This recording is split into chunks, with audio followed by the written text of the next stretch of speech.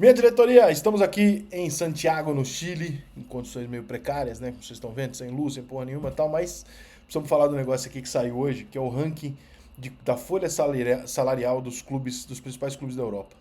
E junto disso a gente fez uma rápida pesquisa com a folha salarial dos grandes clubes do Brasil, dos grandes clubes, dos pequenos e médios clubes da Europa, e nós chegamos a algumas conclusões que a gente precisa fazer um meia-culpa às vezes. É muito fácil, é muito bonito a gente chegar aqui e detonar o futebol brasileiro também, falar que todo dirigente brasileiro é amador, e é mesmo, a maior parte, mas assim, que todo dirigente brasileiro é uma merda, que todo treinador brasileiro é uma merda, que todo futebol brasileiro é uma merda, e que todo mundo faz melhor que a gente, etc, etc. E aí a gente pega a folha salarial e a gente descobre o quanto isso se trata de dinheiro, né? Um futebol que virou um negócio onde quase todos os jogadores são muito parecidos, né? Os jogos são muito iguais, não se tem mais aquela disparidade técnica bizarra como já se teve um dia, mas você tem alguns times que têm um poder de investimento muito diferente dos outros. Então, vou dar um exemplo para vocês. O Flamengo, de acordo com as reportagens que eu encontrei, ele tem uma folha salarial aproximadamente de 70 milhões de euros por ano. O Palmeiras de 44 milhões de euros por ano. O Paris Saint-Germain de 4 bilhões de reais, o que significa em euros 729 milhões de euros. Nós estamos falando de 10 vezes mais do que o Flamengo, que é o maior investimento da América do Sul. 10 vezes mais. Mas se você não quiser ficar só com, evidentemente, só com o Paris Saint-Germain, vamos para os próximos ali. O Real Madrid tem uma folha de 520 milhões de euros. Barcelona, 457 milhões de euros. O 10º colocado da lista é o Arsenal com 250 milhões. O brasileiro que mais tem, o Flamengo com 70. O brasileiro que segundo melhor tem é o Palmeiras com 44. 44, 45, isso aí é um valor muito, muito aproximado, porque não dá para ter certeza do salário de todo mundo, né? Porque tem alguns que não falam. Mas vamos pegar a base. Não vamos pegar nem o Flamengo nem o Palmeiras, que é um pouco covarde. Vamos pegar uma base de. Se o Palmeiras tem 44, vamos pegar uma base de 20, de 30 milhões de euros. 30 milhões de euros, tá? Um pouquinho abaixo do Palmeiras, que tem um grande investimento também e tal. 35, vai, para nós não brigar. 35 milhões de euros. Quem é que faz futebol com 35 milhões de euros? Deixa eu dar uma olhadinha aqui na Espanha. Vamos lá. A Espanha tem, na Série A, nenhum clube com menos do que 42 milhões de euros. Isso é o Girona da Espanha. Só para vocês terem uma noção do que a gente está falando. O Betis, por exemplo, tem de 96 milhões de euros. O Atlético de Madrid, 127. Né? É quase o dobro do Flamengo, por exemplo. E a maior parte dos times aqui, por exemplo, o Valência tem 75 milhões. É próximo, até o Valência tá meio ruim aqui. O Real Sociedad, 134 milhões de euros. 134 pelo Real Sociedad. Desculpa, quando eu falei Atlético de Madrid, não é o Atlético Clube.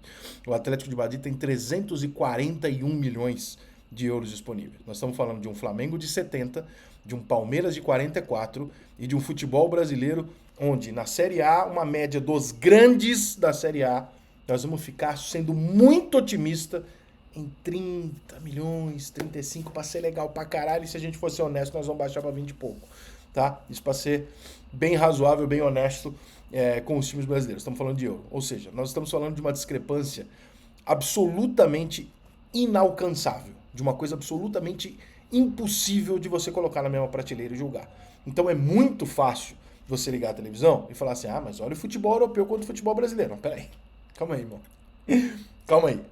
Se você prestar bem atenção aqui, os times que gastam aproximadamente, por exemplo, o que o Flamengo gasta, então vamos lá, o Espanhol, o Betis gasta mais do que o Flamengo, o Real Sociedad gasta o dobro do que o Flamengo, o Cádiz gasta um pouco menos do que o Flamengo, o semelhante ao Palmeiras, o Mallorca gasta quase o que o Flamengo gasta, o Valência gasta mais do que o Flamengo, o Osasuna gasta 50 milhões, um pouco menos que o Flamengo, mais do que o Palmeiras, o Elche gasta o que o Palmeiras gasta, o Villarreal gasta o dobro do que o Flamengo gasta.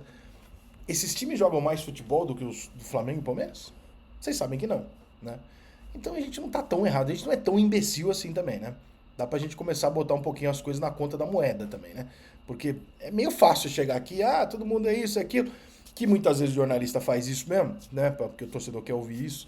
E o dirigente brasileiro, o dirigente sul-americano, ele é razoavelmente burro na condução das coisas, porque ele só pensa nele, ele não pensa no futebol.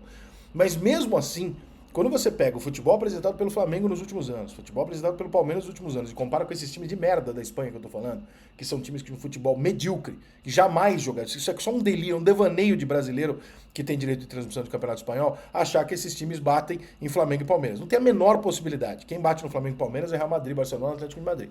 É isso, tá? Esses daí, esses, né, os da Premier League lá, que assim, que o mais humilde ali tá gastando 250, que é o líder, inclusive, que é o Arsenal, né? E nós estamos falando que o do maior aqui da América do Sul que tá gastando 70. Olha a discrepância. Se você pegar uma média, essa média vai para baixo. Se você pegar a média dos 12 grandes, e aí você vai somar o Botafogo, o Vasco, etc, etc, essa média vai para 16, 17, tá?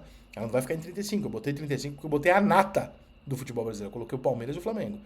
Se você for colocar a média de todos os 12 grandes do Brasil, nós vamos lá para 18, 17 milhões. Olha o tamanho da discrepância do que nós estamos falando.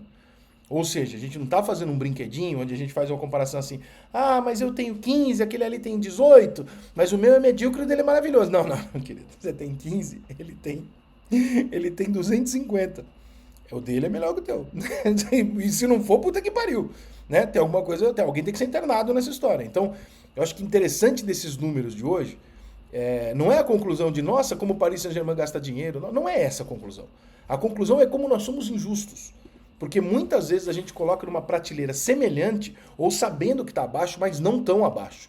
E no futebol que é dinheiro, no futebol onde você tem os jogadores extremamente limitados, hoje é muito pequeno o número de jogadores brilhantes, evidentemente esses jogadores não estão todos jogando em 10 clubes, que é o que eu falo que hoje o futebol é uma merda por causa disso. Nós temos 10 clubes muito fortes e um monte de baba pelo resto do mundo.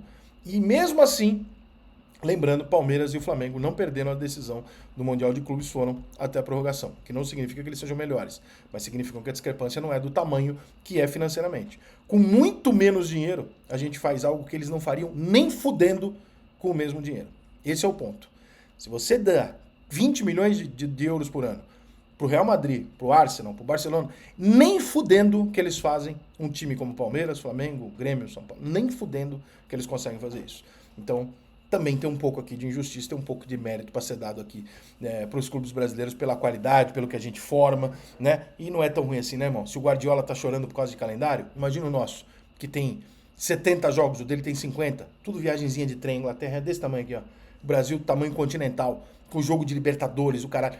Porra, gente, a gente também reclama demais. Se desse, agora, o que a gente tem que reclamar é porque os dirigentes do futebol brasileiro não melhoram o futebol no sentido de reduz o calendário, menos e melhores jogos, etc. Isso a gente tem que reclamar toda sempre, né? Agora, a discrepância técnica, acho que ela está muito bem explicada. E a discrepância técnica em campo não é sequer próxima ao que o dinheiro diz. Nós estamos bem melhor com o valor que nós gastamos do que eles com o valor que eles gastam.